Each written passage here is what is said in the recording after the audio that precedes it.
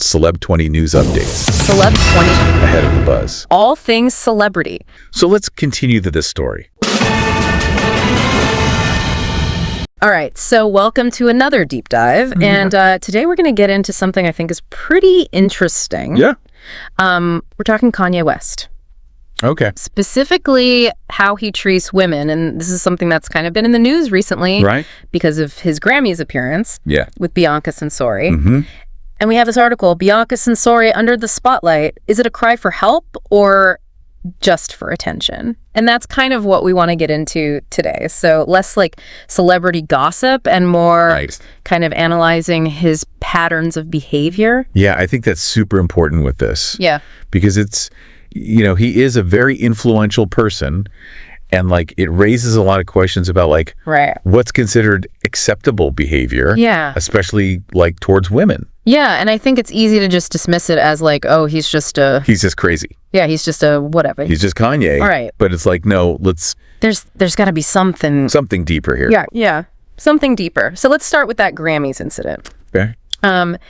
We see Kanye on the red carpet and he is like impeccably dressed, as always. Of course, always. Like super stylish. Yeah. And then there's Bianca, who's initially covered in this like long fur coat, but then it seemed like he kind of like gestured for her to take it off. Take it off. And she was revealed to be wearing almost nothing underneath.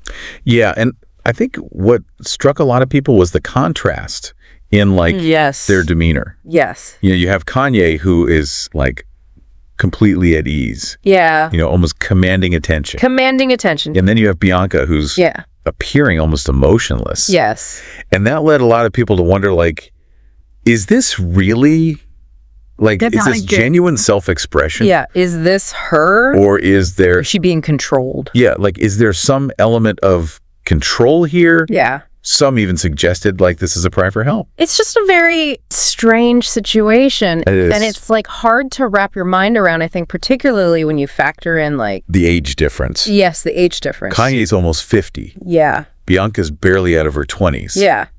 It's like that's a significant power imbalance. Yeah, very significant power imbalance. Yeah. And to fully kind of understand this, I think we need to look at Kanye's past behavior. Yeah.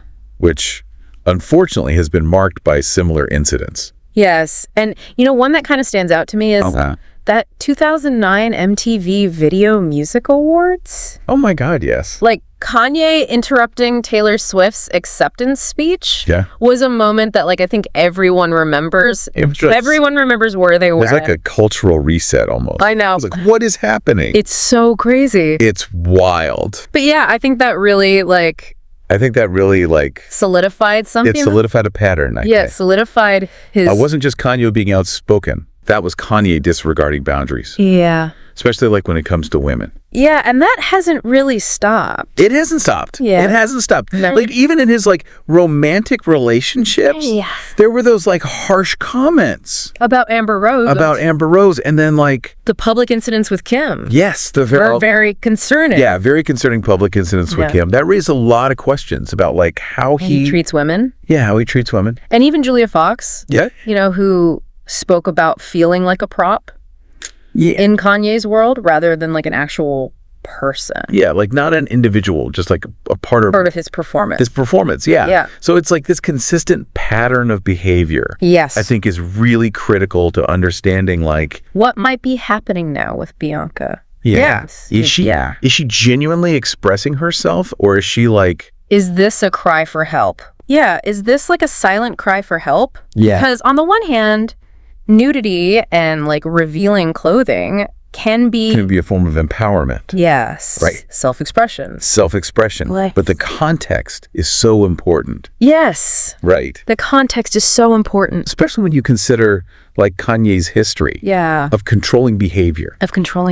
And the power dynamics that are at play here. Yeah. Like it's natural to question Bianca's agency. And by agency you mean like her ability to act independently and like make her own free choices. Right. Because it's like a lot of people are concerned that she might not have full agency in this relationship. Yeah. And it's tough, especially when you consider what people close to her have been saying. Right. Like her friends. And people that have observed them together. Yes. They've expressed concern for her well-being. Yes. And questioned, like, if she has any real control. In the relationship, yeah. Yeah. It's complicated. Yeah, it's a very complicated situation. It is. It's like, how do we... I think it's important to acknowledge, though, mental health struggles do not excuse abusive behavior.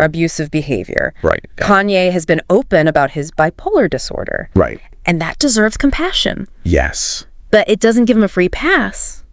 Right. It doesn't give him a free To mistreat others. So then it's like, okay, so how do we balance that compassion with, holding him accountable? Right. It's like, how do you... For his actions. Yeah, how do we reconcile those two things? Yeah. And it's a question I think a lot of people are grappling with. And it's important to understand that accountability and mental health are separate issues we can recognize, empathize with someone's mental health challenges while still holding them responsible for their actions. It's tricky.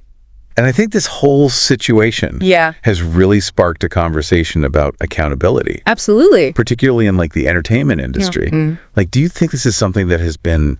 I think it's something that's been overlooked for too long. Yeah. For too long, we've seen this pattern of powerful figures, particularly men, behaving badly with like minimal consequences. Right. And I think, the Me Too movement kind of brought this it brought it to the forefront. Highlighting this need for accountability, regardless of someone's fame or fortune. Right. It doesn't matter who you are. Yeah. You should be held accountable for your actions. So how does Kanye kind of fit into this larger conversation?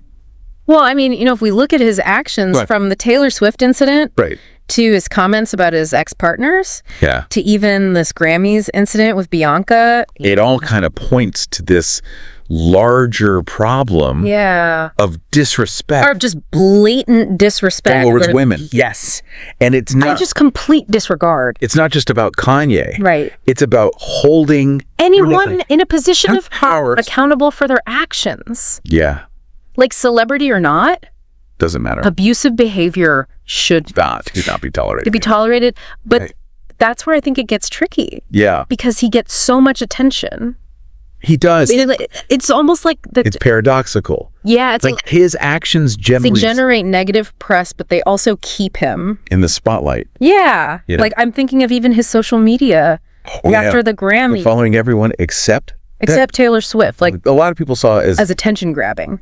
Yeah. As like a calculated move. Yeah, like a very calculated move. To manipulate the media narrative. Right. Yeah. So where does that leave Kanye and Bianca? Yeah. Like what does the future hold? Yeah, like what does the future for their relationship look like? It's a great question. Yeah, like will Kanye change his behavior? Right. Will Bianca find her voice? Yeah, will she find her voice and assert her own agency? His own agency. Will we see any actual accountability? Yeah. For his actions? Accountability. These are questions that only time will tell. Only time will tell, but it's a conversation. It's a conversation we need to keep having. We need to keep having. We can't just brush this under the rug. We can't just ignore it. We can't ignore it. Yeah. We have to talk about it. And I think as we continue this conversation, it's important to remember that Bianca isn't just like an extension of Kanye. Yeah, she's her own. She's a person. She's a person. With her own experiences. Her own story. And her own story. Hopefully one day she'll feel empowered to share that. To share her perspective. Yeah. Yeah.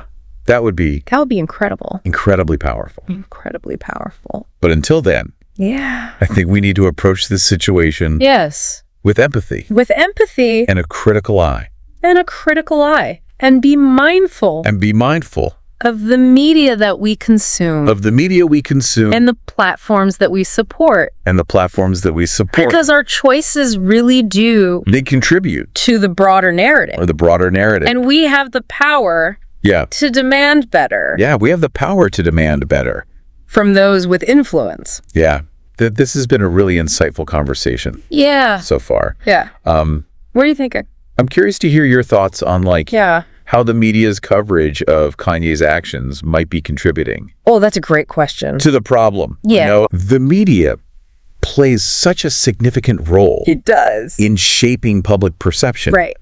like the way they cover these stories, the language they use, the narratives they choose to focus on. Yeah. It all has an impact. It all has an impact. So how do you think the media has handled? It's a mixed bag. Yeah. On the one hand, there's been a lot of critical coverage. Okay. Calling out his behavior, demanding accountability. Right. But on the other hand, there's also this tendency to sensationalize it. Yes. Which can inadvertently contribute to the problem. It's like they're profiting from the very behavior that's criticized. It creates this conflict of interest. Yeah. It's so true. The media has a responsibility. Yes. To report on these issues with nuance and sensitivity. Yeah. It's not about exploiting the drama for clicks and views. Right. It's about fostering understanding and encouraging a thoughtful dialogue. Yeah, because ultimately the focus should be on, holding powerful figures accountable. Yeah, holding these powerful figures accountable. Not amplifying their bad behavior for entertainment value. Right, exactly. Yeah. And I think that... And that responsibility extends to us. Yes. As consumers of media. What do you mean by that?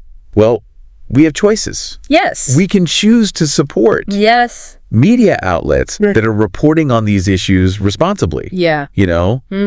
And we can choose to engage in conversations that are productive and meaningful. So you're saying that we can be more discerning about the information we consume. Be more discerning about the information we consume. And the platforms that we support. The platforms we support, absolutely. Joke, it's like we have... What we choose to engage with, the platforms we give our attention to. Right. It all contributes to shaping the landscape of what's considered acceptable behavior. So it's like a collective responsibility. It is. Yeah. We all play a part. Have a role to play. In creating this culture. In creating a culture. Of respect and accountability. Yeah. And that starts with being mindful of the messages we're consuming. Right. And the voices we're amplifying. And that brings us back to Kanye.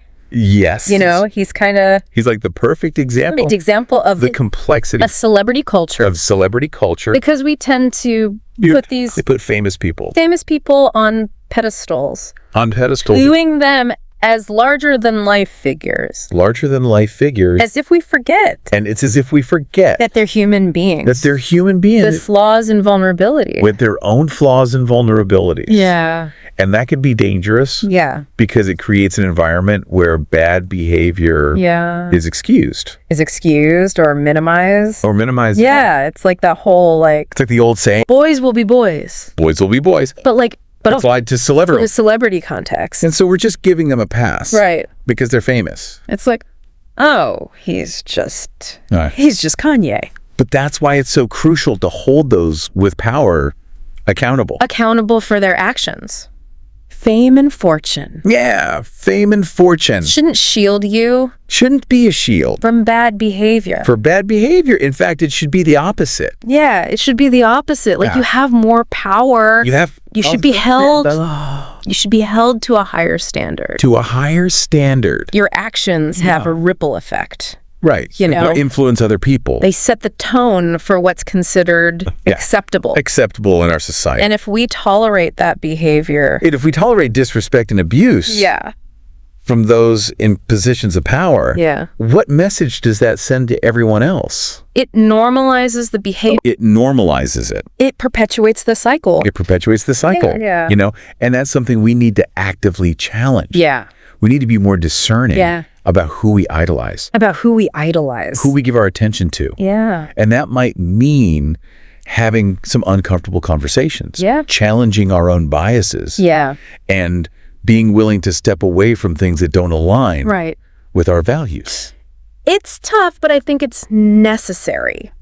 It's tough because at the end of the day... It's about creating a culture. A culture of respect and accountability.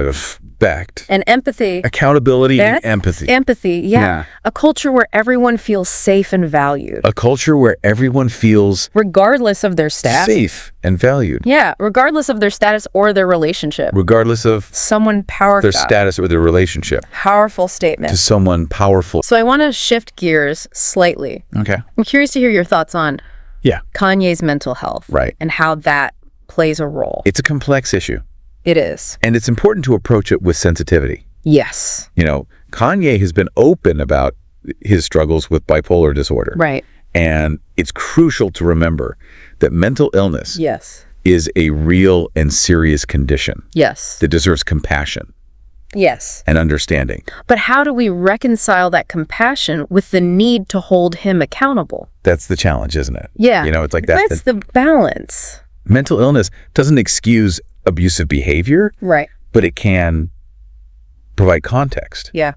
It's possible that Kanye's mental health struggles contribute to his impulsive actions and difficulty regulating his emotions. However, it's also possible he's using his mental health as a shield or an excuse for his behavior. So how do we distinguish between those? It's difficult to say for sure, without knowing Kanye personally and having access to his medical history.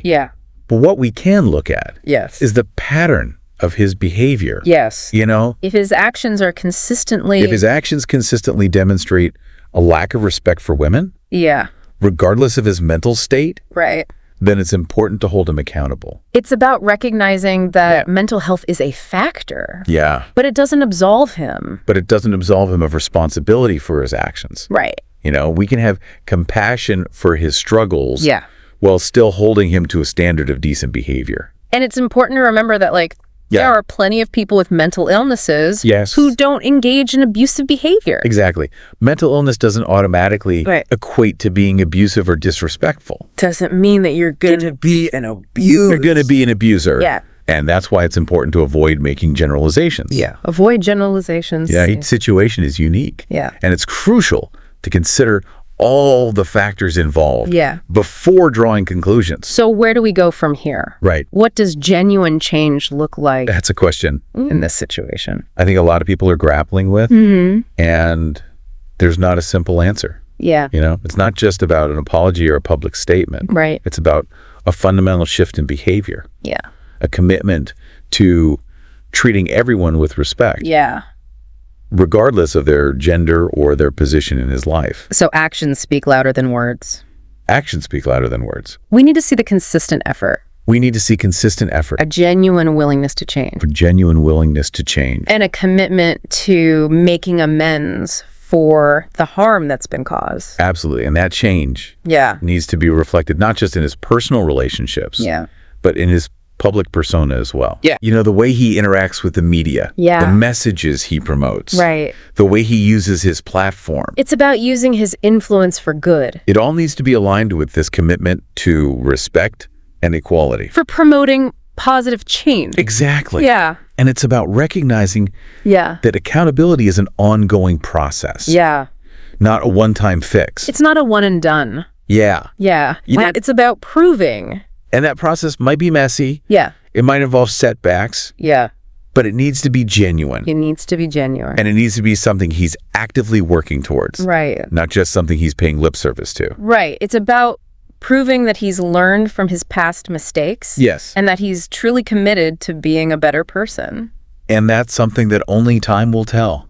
We need to see sustained effort over a long period of time. And even then, there's no guarantee that he'll fully redeem himself in the eyes of everyone he's harmed. That's true. And that's where I think forgiveness comes in. Whether or not he's able to earn back the trust and respect of those he's hurt.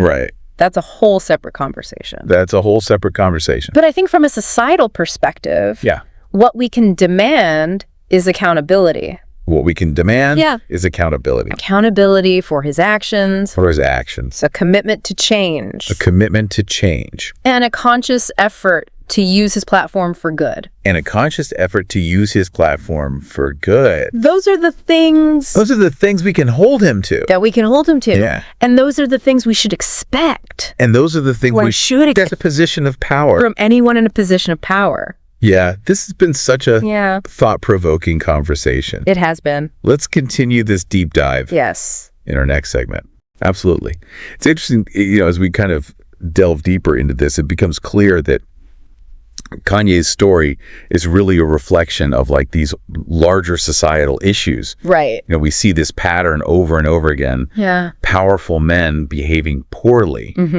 The media frenzy that follows, and then this struggle to hold them accountable. And it's not even just the entertainment industry. It's it's everywhere. It's everywhere. It's politics, it's business, it's politics, it's business. Like all these different spheres of influence. It speaks to these deeply rooted power imbalances. Yeah, like these power imbalances that still exist in our sororities. It still exist, yeah. And it's like we haven't really figured out how to address them. And in a way, Kanye's story is like a cautionary tale. A cautionary tale. It reminds us that fame and fortune don't automatically equal moral integrity. Right. It doesn't make you a good person. Right. It doesn't mean you're a good person. Yeah. Just because you're rich and famous. Money and influence. Doesn't mean you're a good person. And so it's like, okay, so this is like a wake-up call. Yeah, like a wake-up call. To really challenge the status quo. And demand better from demand better. Those in positions of power. Because otherwise we're just kind of like condoning this behavior and sending this message that it's okay to disrespect others and abuse your power. As long as you're wealthy or famous. As long as you're wealthy or famous, and that message has real-world consequences. Real-world consequences. It perpetuates these harmful cycles. Yeah. And it silences the voices of those who are most vulnerable. So what can we do as individuals to kind of push back against these patterns? As individuals. Can feel overwhelming. We can. Like, oh my gosh. It feels like one person can't make a difference. One person can't make a difference, but that's not true. But I believe that individual actions, when combined, can create a force for change. A significant force for change. Yeah. And it starts with awareness. Educating ourselves about these issues. Yeah. And being willing to engage in uncomfortable conversations with our friends. With our friends, our family. Our communities. Yeah. It's about calling out bad behavior when we see it. Calling out bad behavior when you see it. Yeah, even if it's from someone you admire. Or someone you're afraid of. Or someone you're afraid to challenge. Yeah. It can be scary. It takes courage. Yeah. To speak up. Especially when it feels like especially when you're going against the grain. But it's crucial to remember that silence often perpetuates the problem. The silence just makes it worse. By speaking up, you're not just standing up for yourself. Right. You're also signaling to others that this behavior is not acceptable. Yeah. So it's like being an active bystander. And not a passive observer. Yeah. You have to get involved. And it's not just about calling out bad behavior. Right. It's also about supporting those who have been harmed. Yeah, who have been harmed. If someone confides in you about an experience with harassment or abuse, listen to them. Believe them and offer your support. Let them know that they're not alone. And it's like if you see someone being targeted or harassed, you can step in and intervene. Even if it's just to create a distraction. Or to let that person know. That they have an ally. They're not alone. Right. And it's like sometimes even small actions can make a big difference. It's about sending that message. That we're not going to tolerate. Yeah. We don't tolerate this behavior. So we've talked about speaking up, supporting survivors. Right. Intervening. When we see this behavior. What are some other things that we can do? Well, we can also support organizations are working to address these issues. There are so many groups out there dedicated to promoting gender equality, empowering women, and advocating for the rights of survivors. So like donating to these organizations. Yes. Volunteering your time. Spreading awareness about their work. Like these are all ways that we can... you can contribute to the cause. Yeah, and I think don't underestimate the power. And don't underestimate of just like the power of having conversations. Having conversations about them. About these issues. Yes. The more we talk about it, yeah, the more we normalize the idea. Yeah, we normalize it. That this is something we need to address. And that can lead to broader societal change. Exactly. It's about shifting the culture. Moving away from a society that tolerates and even celebrates toxic masculinity Yeah. toward one that values empathy. respect, empathy, and equality. Equality. Yeah. So That's a vision worth striving for. a vision worth striving for. So circling back to Kanye, Yes. what would constitute genuine change Right. in his case? That's a question a lot of people are wrestling with. Yeah. And there's no easy answer. Yeah. Right? It goes beyond a simple apology Yeah, it's more than just like, or a public statement. I'm sorry. It requires a fundamental shift Yeah, a fundamental shift in behavior in behavior, and a genuine commitment a genuine commitment to treating everyone with respect, to treating everyone with respect, regardless of their gender or their position in his life. regardless of their gender So we're talking or their position in his life. actions, not words. Actions, not words. We need to see consistent actions Actions that align with his words. that align with his words. So what kind of actions would be meaningful Well, for starters, in this situation? we would need to see him taking concrete steps Okay. to address the harm he's caused, So like reaching out to those he's hurt, reaching out to those he's hurt, offering sincere apologies, offering sincere apologies, making amends and making amends for his past behavior. for his past behavior. It's about like demonstrating a genuine willingness It's about demonstrating a genuine willingness to learn to learn from his mistakes, from his mistakes and make things right. make things right. Yeah. But it can't just be about But it can't just be about the past, making amends for the past. right? It also needs to be about About preventing this from happening preventing similar situations in the future. from happening in the future. Yeah. We need to see a change in his overall behavior, Okay. A change in his overall behavior. a commitment to treating all people with respect, Right. regardless of their relationship to him. Yeah. This includes how he interacts with women, Right. how he speaks about them, Yeah. and how he handles situations where he feels Yeah. challenged or criticized. Right. It's about demonstrating Yeah. a genuine shift in his mindset A shift in his mindset. and approach to relationships. His approach to relationships. Yeah. And that change needs to be visible, And that change not just in his personal life, needs to be visible, but in his public persona.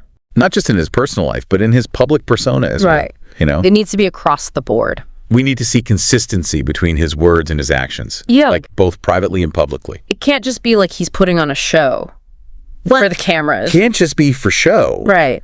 This includes how he interacts with the media, Right. the messages he promotes through his music and his brand, Yeah. how he uses his platform How he uses his platform to influence others. to influence others.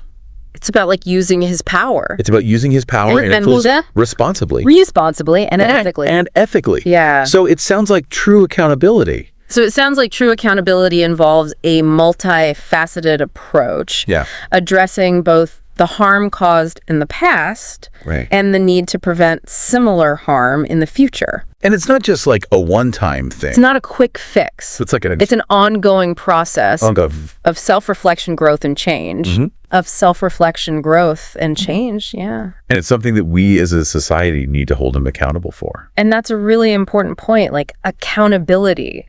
Right. It's not just about It's not just about Kanye's individual responsibility. Kanye's individual responsibility. It's also about how we as a society yeah, respond to his actions. right. You know? So it's like a collective We have a collective responsibility. responsibility Challenge harmful behavior. to challenge that harmful behavior, demand better Demand better from those in positions of power, in positions of power. and create a culture And create a culture that prioritizes respect, that prioritizes respect, equality, equality, and accountability. accountability. And that includes being mindful Yeah. of how we consume media, Yeah. how we engage in conversations Right. about these issues, About these issues. and how we support those who have been harmed. That's such an important message Yeah. to leave our listeners with. You know, we all have a role to play We all have a role to play in creating a more just and equitable world. in creating a more just and equitable world. Yeah.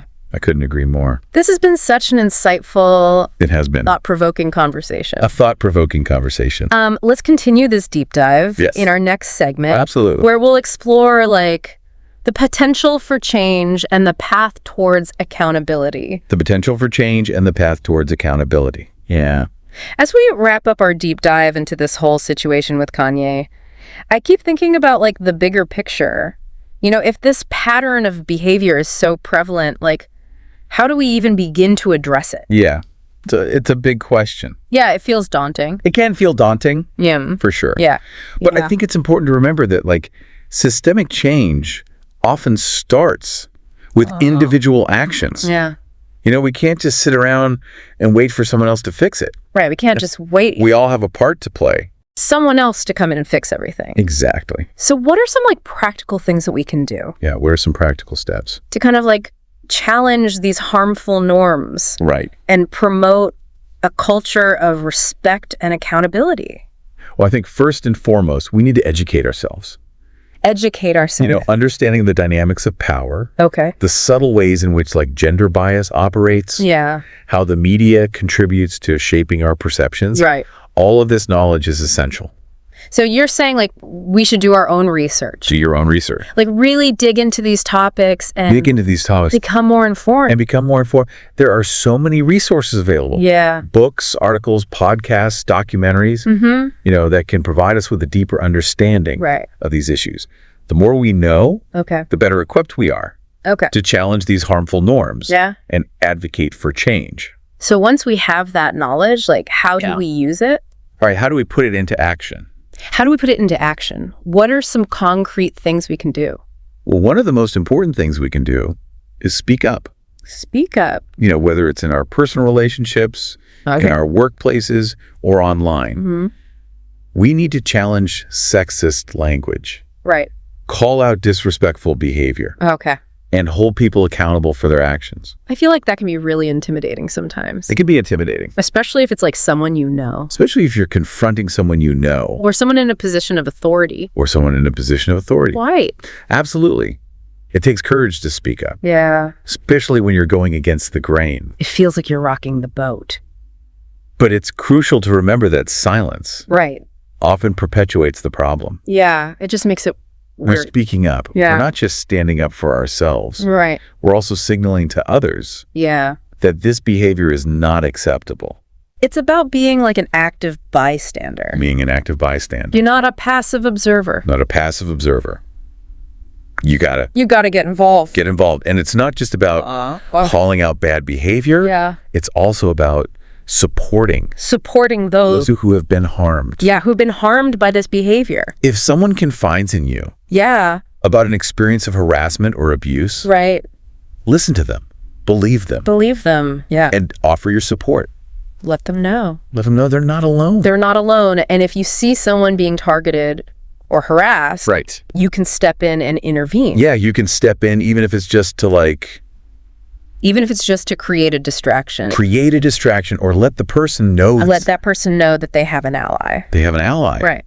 They're not alone. Sometimes even those small actions can make a big difference. They can make a big difference. You're sending a message that we're not going to tolerate this behavior. We don't tolerate this behavior. Right. So we've talked about speaking up. We've talked about supporting survivors. Yeah. We've talked about intervening when we see this harmful behavior happening. Right. What are some other things we can do? Well, we can also support organizations that are working to address these issues. Okay. Are there like specific organizations that you recommend?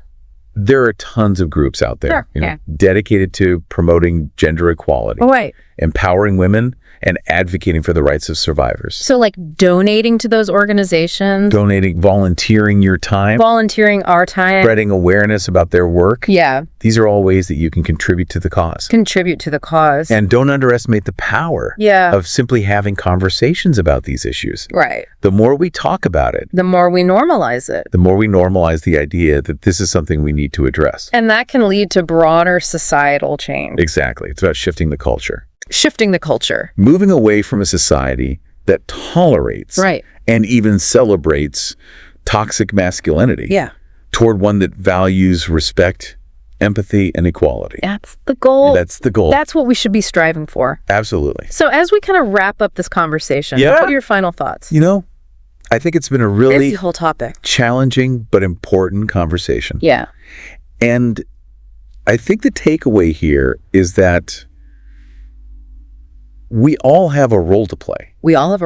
In creating a more just and equitable world. And it starts with each of us. You know, being willing to have these difficult conversations. To challenge our own biases and to stand up for what we believe in. Yeah.